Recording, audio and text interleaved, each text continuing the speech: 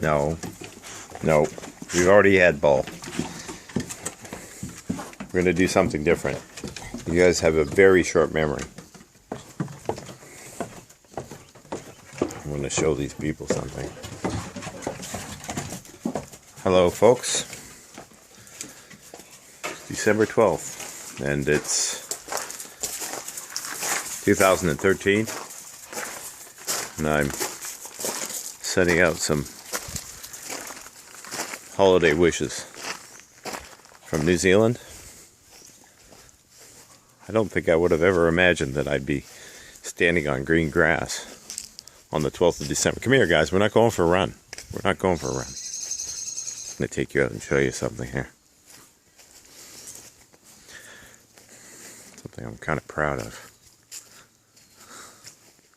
Have a look at this. This is my plum tree. Have a good look. Get up close.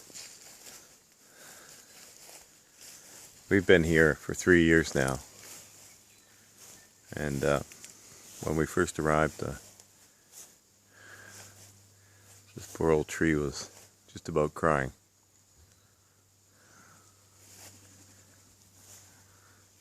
Hadn't been taken too well care of.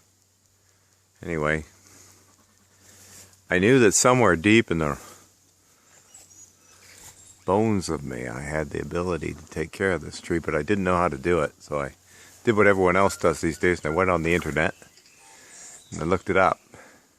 And the guy said, amongst other things, and I wrote them all down, but I can't remember them all now, but he said you should be able to throw your hat through the tree. So it took me 3 years, because he also said you don't want to shock the tree by giving it a hiding. It took me 3 years to trim this tree back from where it was stooped and sad to a point, and it wasn't really bearing any fruit at the time. I don't know how old it is. Anyway, to the point where it is now, it's pretty happy. You can tell it's happy if you look at it. When a tree that gives you that many plums is a happy tree. I know there's lots of people with plum trees that have lots of fruit on them, but if you had seen this tree before I got to it, you'd agree. Anyway, this is something I'm proud of. Forrest and Max aren't here right now. Max is taking Forrest into town. He's dancing in Swan Lake on Saturday. It's Thursday tonight, so this is his first proper dance in a ballet. He isn't a dancer, but they asked him to do it because he could lift the dancer. And he's in love with the ballerina. It's actually quite cute, although he doesn't want anybody to know. And so this is the way he's kind of, he's getting in there.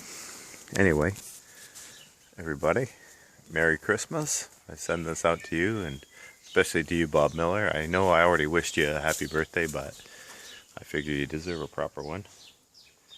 This is for all of you. This is plum wine I made from this tree this year. And it's good, if I do say so myself. Yeah. I'll introduce you to the dogs. That's Honey. I didn't name her. And that's Bugly. They've already been at work today. We went to Tom and Siobhan's house, which is Max's brother-in-law and her sister. And we had to move the sheep. And these are sheep dogs, but they haven't really worked as sheep dogs, so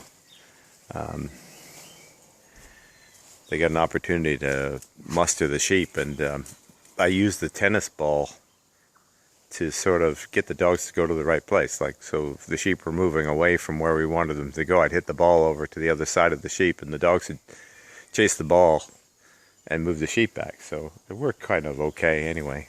We got the sheep into the pen. They had to be what's called crutched and dagged. And I'll tell you what,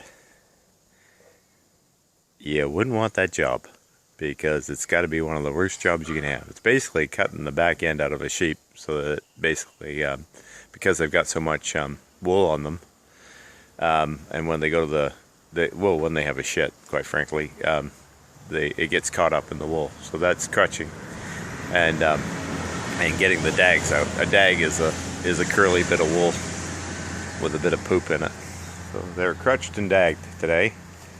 So we had to put them in a pen in order for the sheep guy to get in there. Oh, and he sheared them as well. This guy, he was telling Tom he charges $3 a sheep. Tom couldn't believe his good luck, because that's, you know, think about it. And $4 for the ram, because he's a little bit more boisterous. But Tom said his ram's not too bad. He says as rams go, he said he's more of a playboy. Tom was saying as soon as the ram was put into the pen, and I'm telling you, that pen was no bigger than more or less the size of the area of the tree there, and there would have been a good, let's just think about it in meters, 5 meters by 5 meters, say, right? There would have been a good 40 ewes and lambs in there. Well, that ram just about thought all his Christmases would come at once, because he had them all in one spot, and he went to town. So all you would-be rams out there, and all you ewes stuck in a 5 by 5 meter fence, I hope you have a great season. You know, I'm looking forward to 2014. It's been a good year, really good year for us. We've had a lot of good things happen. You know, you always have your challenges, but as Bob says, you know, we're all on this side of the grass if we're listening to this, and we got to be thankful for that much. I won't ramble on. I just wanted to show you my plums and show you my wine. That's for Otto. The plums are for Izzy and Ray. Merry Christmas.